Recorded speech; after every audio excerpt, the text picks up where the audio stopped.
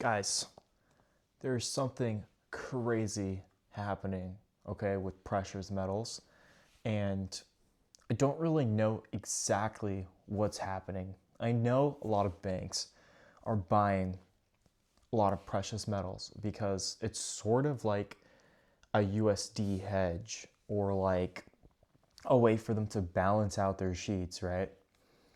But I don't know, guys. Like it it really might be a bubble. I mean, look, gold and silver are valuable to a certain extent, right? You need it for manufacturing. You need it for, I guess, store of value. But even though historically we've kind of used gold as currency, uh, what really is it? Like, I understand the dollar and like the whole kind of world operates with the dollar because it is institutionalized and because we have so much support for it in the government. And I mean, it's just kind of there. And it does inflate, which is a huge downside of the dollar. But it seems like all gold does is go up in dollar value. And that could be kind of like, up until a certain point, a sign that the intrinsic value of gold is relatively remaining the same. Maybe its intrinsic value is being driven up by, say, manufacturing demands, and like back in the 90s when there used to be a lot of gold that was put into computer chips and stuff like that. But I think there is a detethering of the intrinsic value of gold and the investment value of gold.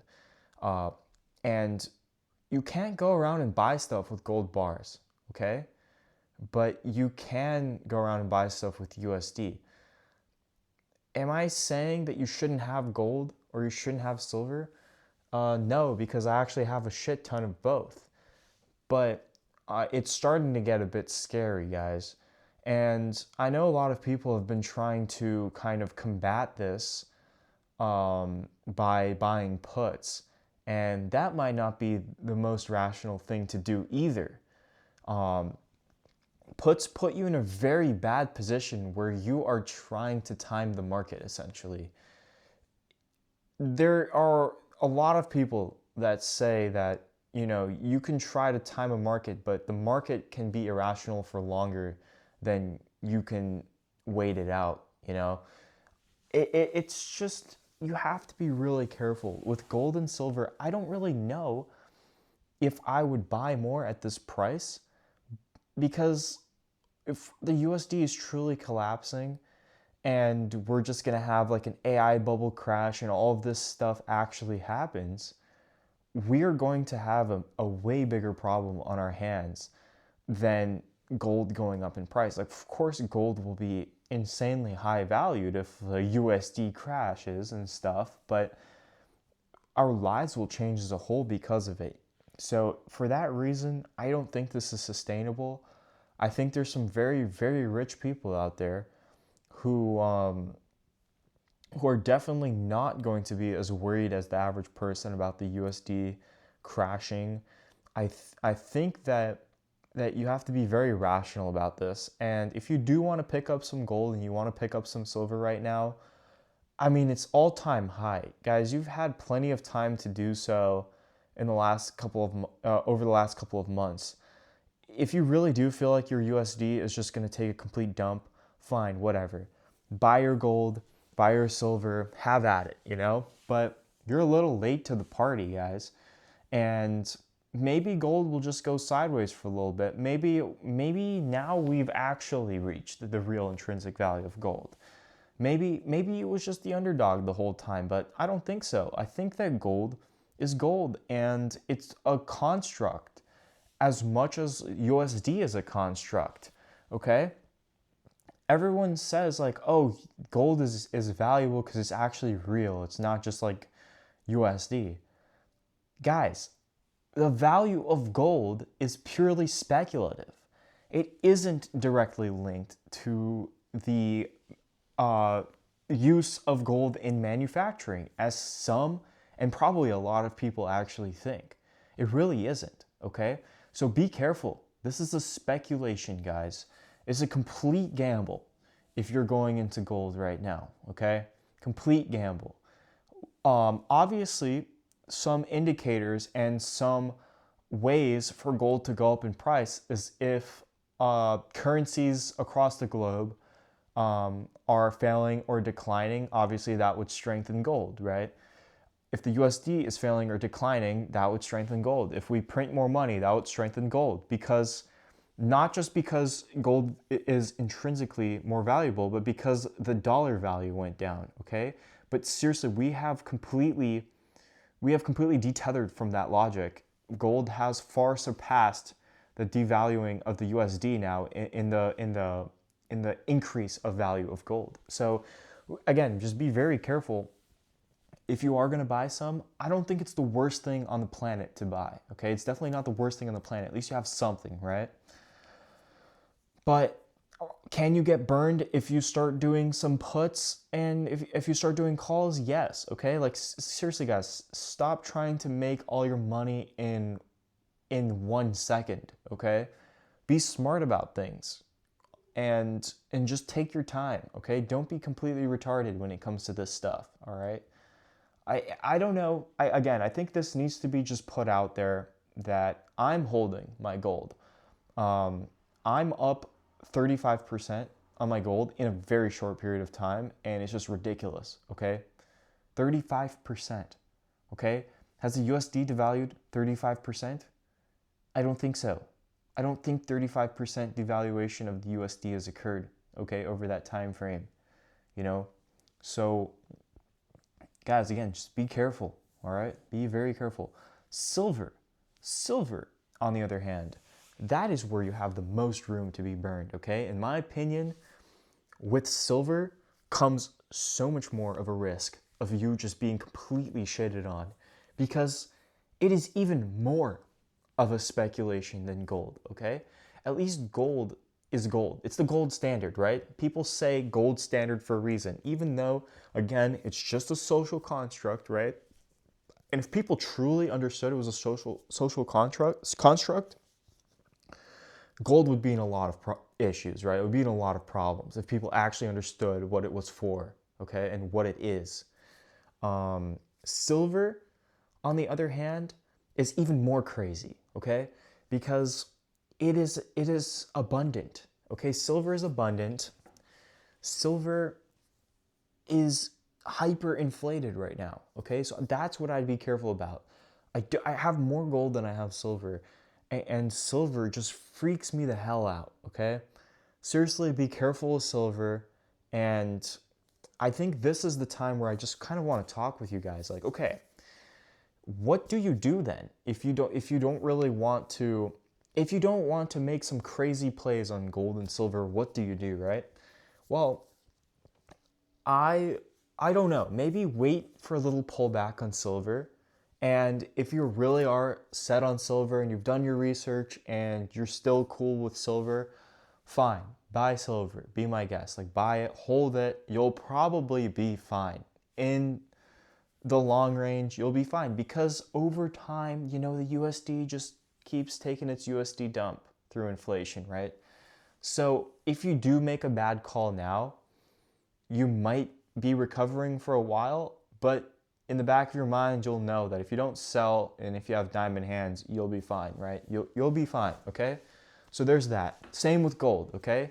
If gold, which is like, in my opinion, less of a chance that it takes a dump than silver, but if it does have a little pullback, right?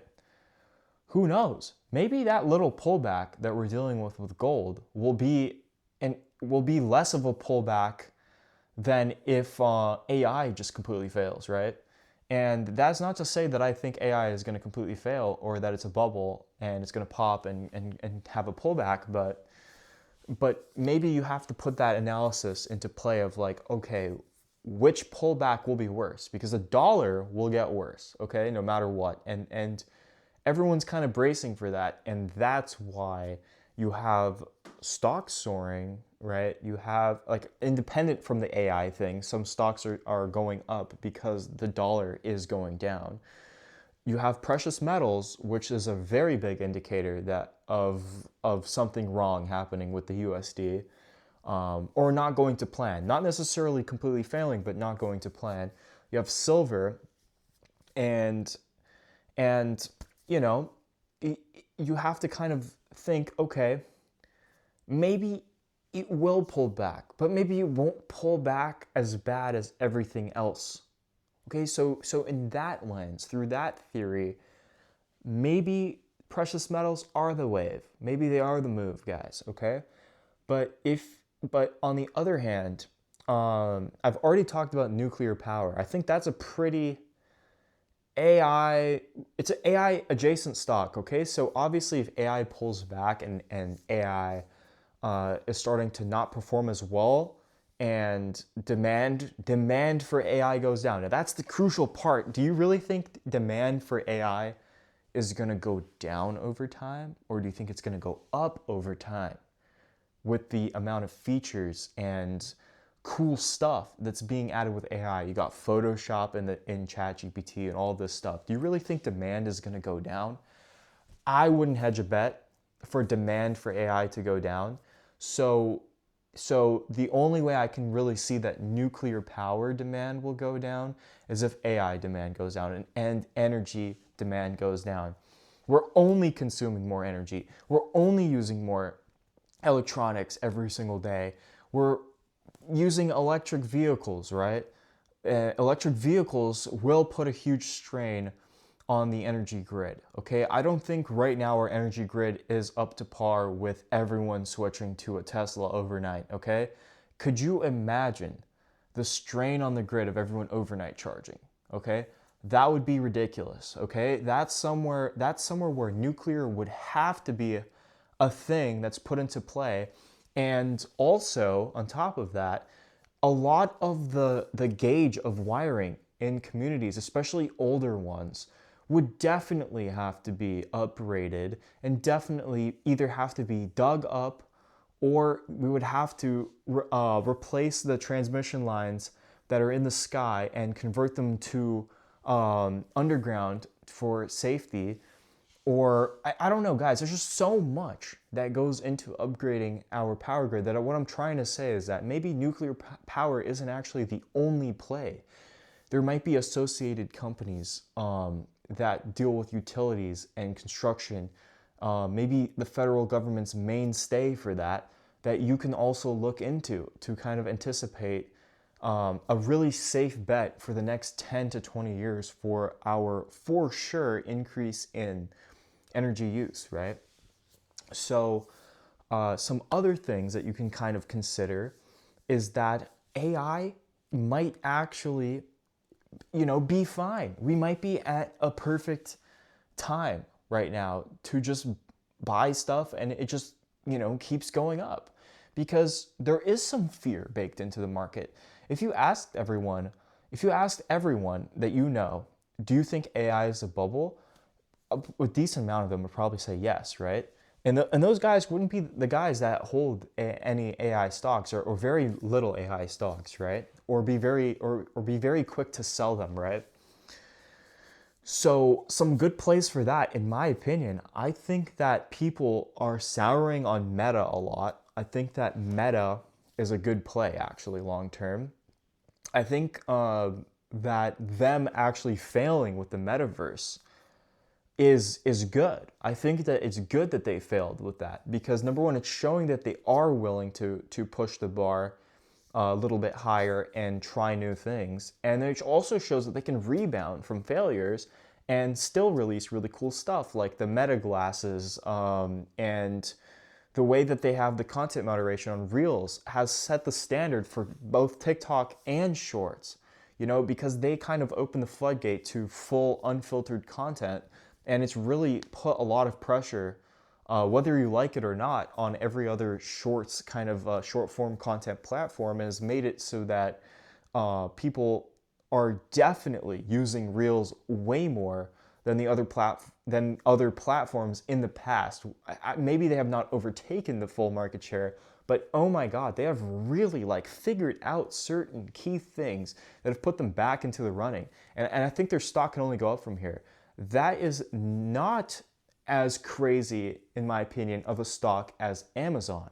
Amazon has not gone up much, okay? And I think it's because they're spending a lot of money, okay?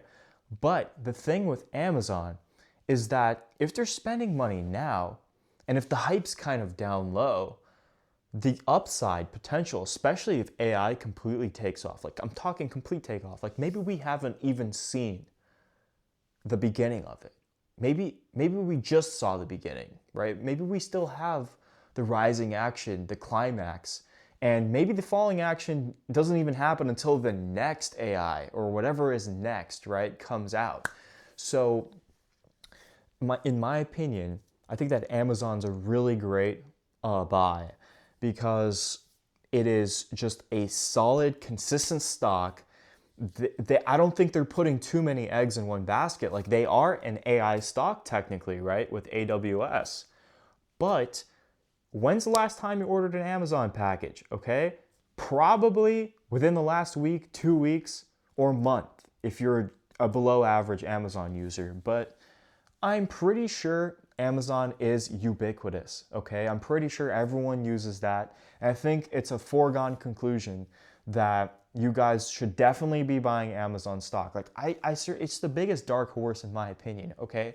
And I'm talking safe places to put money. I think roughly 16% of my port is in Amazon stock because I just think it just feels like I'm holding a USD. It's like I'm holding USD plus, you know? It's like a premium version of USD for me, Amazon stock. I mean, what could they really, like, okay, maybe this video will just age ridiculously bad, right? But what can they do to mess my investment up? Guys, Bezos is a playa, man. He's on TRT, okay? He's mogging now, okay? Bezos is not playing around, and so is freaking Zuckerberg, dude. I'm telling you, these guys are on testosterone, bro. You thought that their business was swag before? Look at them now, okay? Look at them now. They're all juiced up to the gills on the Sazul. They're cranking out bicep curls. They're max repping on their bench. All the while, they're killing it by launching freaking awesome services, products. And they both are starting to look like Chads now, man. I trust them. I trust them with my money, man. I really do. Now, here's the thing. I have made good money on Google, okay? But I'm not sure if I want to buy it right now. Like, I don't know, guys. I don't know about Google, okay? I think that the same way people are hyping up Gemini is the same way that people are shitting on AI. I think that it's just like some kind of a weird echo chamber where people are like, oh my God, I tried Gemini and it's just so good and it's gonna replace ChatGPT and it's eating ChatGPT's lunch. Maybe a little bit, but have you actually tried to code with it? Have you actually tried to make something with Gemini? Okay, it might sound good at first, you might be satisfied, but you're gonna get results from it? No, you really aren't. And I've been tracking this over the months, okay? I've been really tracking Gemini. I still cannot get useful stuff out of Gemini, okay? I don't know what it is. Maybe it just sucks at C++, okay? Maybe it just sucks at C++.